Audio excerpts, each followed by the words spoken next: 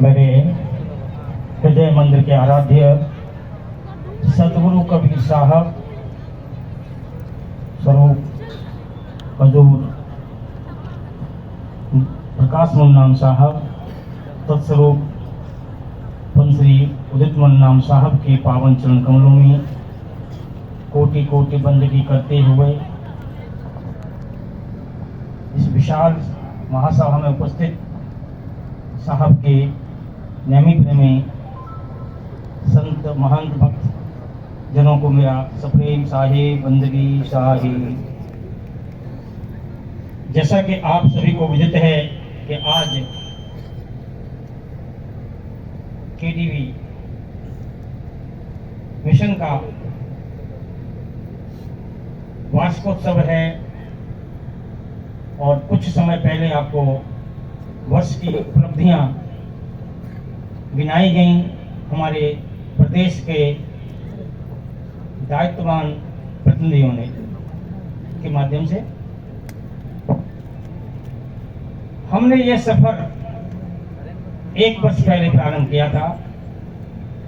परम पूज्य पंसरी हजूर साहब हजूर प्रकाश मुन्नाम साहब के आशीर्वाद से और पंसरी उदित मुन्नाम साहब की छत्र छाया में उनके निर्देशन में और मैं कहूं कि उन्हीं के द्वारा ये केडीवी मिशन का आशीर्वाद हम लोगों को मिला और कार्य आगे बढ़ाया।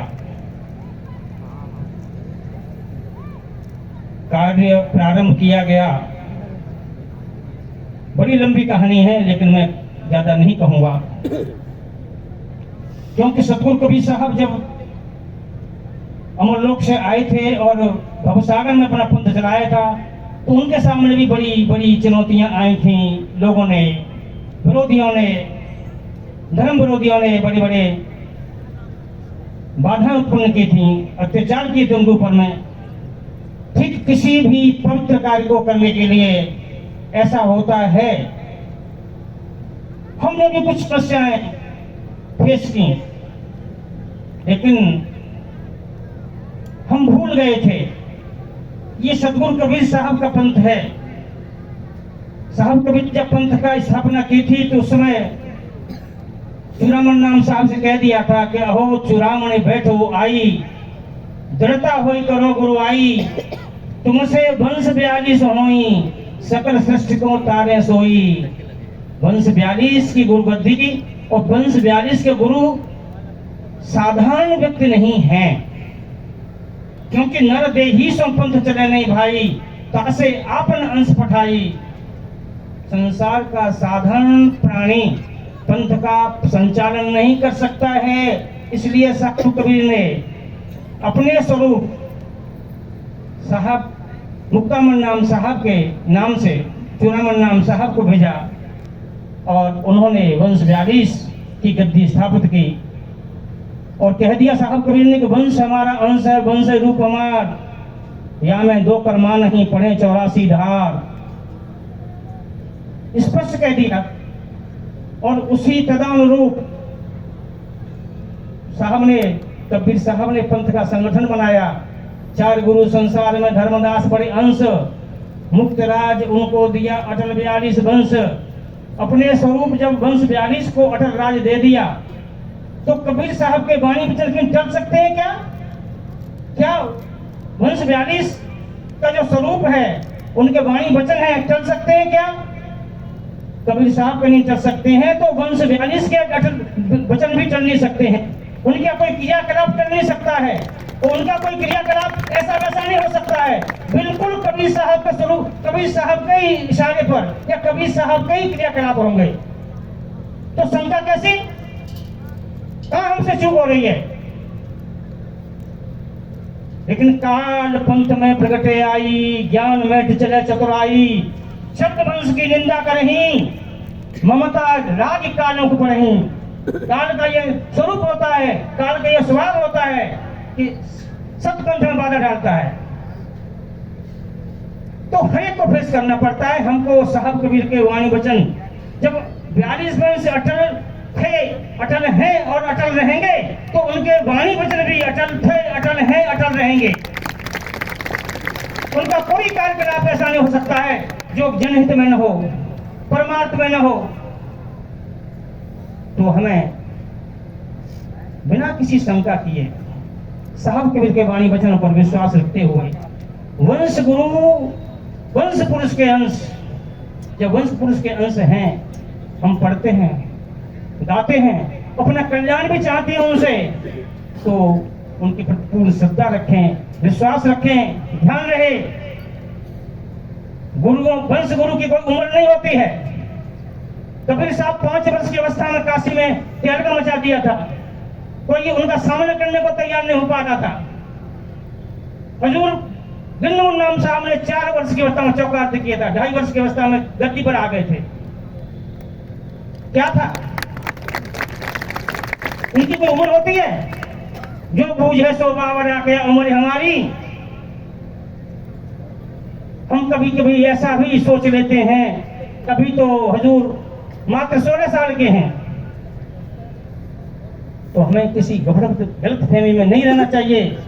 हजूर हजूर होते हैं, सदगुरु कभी सदगुरु कभी नहीं, वंश गुरु होते हैं, पूर्ण गुरु होते हैं। वो किसी ज्ञान के मोहताज नहीं होते हैं कि उनको कोई ज्ञान देगा।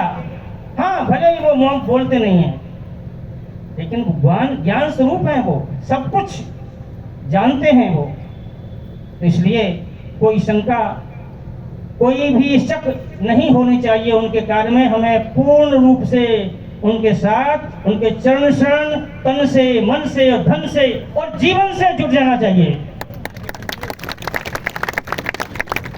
केडीबी मिशन, कबीर साहब, धर्मदास साहब, वंश गुरु, कबीर साहब की करुणा, धर्मदास साहब की दया और वंश गुरुओं का विश्वास हमारे साथ है, आशीर्वाद हमारे साथ है। इनके साथ ये मिशन आगे बढ़ रहा है।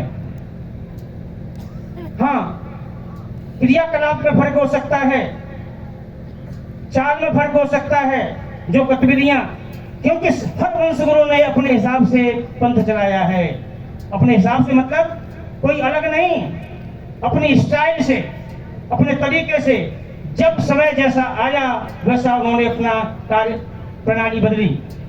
आज समय टेक्नोलॉजी का है, मॉडर्न टेक्नोलॉजी जो आ गई है, वर्तमान जो तकनीक है, उसके साथ हमको मैच करना पड़ेगा। और मैच नहीं करेंगे तो हम पिछड़ जाएंगे, पंथ प्रचार में पिछड़ जाएंगे। तुम्हारे हुजूर, हमारे साहब हुजूर उदित मुन्नाम साहब वर्तमान युग के हैं, मॉडर्न टेक्नोलॉजी के हैं, तो उस हिसाब से उन्होंने पंथ को अपना आरंभ किया है, उस अपने स्टाइल में चलना शुरू किया है। और देखिए, एक ही प्रदेश की रमत हुई है और कहां से शुरू किया? जीव दया और आत्म पूजा। हल्के से लगता है कि बड़ा जीव दया और आत्म पूजा, बहुत छोटी सी बात है, साहब ने एक लाइन में भटक दिया, खत्म कर दिया। तो जीव दया हो गई और आत्म पूजा मतलब घट घट में विराजमान मेरा साहब, उसकी पूजा हो गई, उसको जान लिया हमने, हमारा जीवन सफल हो गया। सब घट मेरा साइया, ऐसा भाव हमारा जग गया, हमारा साफ काम बन गया। अगर इतना हो गया तो जगत में शांति स्थापित हो जाएगी। ये हाय तौबा मची हुई है पूरे संसार में, ये नहीं रहेगी। जब हमारे सदगुरु, मैं तो जब गया, जहां गया राजस्थान में, कहा हमारे 12 पीर कबीर साहब आ गए, और बिल्कुल ऐसा ही हुआ। 12 पीर कबीर साहब, कभी कभी कुछ माताएं थी मुझसे कह रही थी, जितना छोटा सा लाल है, मैं अम्मा ठीक कहा आपने। जब उन्होंने सुना तो कहती हैं, अरे साहब ये क्या, ये तो बहुत बोलते हैं साहब, ऐसी बातें हमने कभी सुनी नहीं है, ये क्या है? तो साहब साहब होते हैं, साहब के मुखारबिंद से जो निकलता है, जो उम्मत की वर्षा होती है, उसका कोई जवाब नहीं है। हम तो जितने दिन साथ रहे, आप हमारी पूरी टीम थी, पूछ लीजिए, चाहे वो कोई पंथी है, चाहे गैर कोई पंथी है, सबने इतना स्नेह, सबने इतना प्यार दिया। क्यों दिया? क्योंकि साहब स्वरूप, साहब के मुखारबिंद से ही वो निकल रही थी वाणी वचन। और जितना हो सका है हमने, हमारे मिशन ने एक पत्रिका निकाली है जिसका विमोचन परम पूज्य हमारे पंथश्री करेंगे। नाम है दृष्टि। उसमें जितना हो सका है उसमें सारे वृतांत को समाहित करने की प्रयास किया गया है। डॉक्यूमेंट्री के माध्यम से भी प्रयास किया गया है जिसको आप देखेंगे। मैं बस इतना ही कहूँगा कि हमारा पूरी श्रद्धा विश्वास के साथ में साहब के श्री चरणों में हम लगे। और बस इतना कहकर के मैं अपनी वाणी को विराम देता हूँ। साहे बंदगी साहे।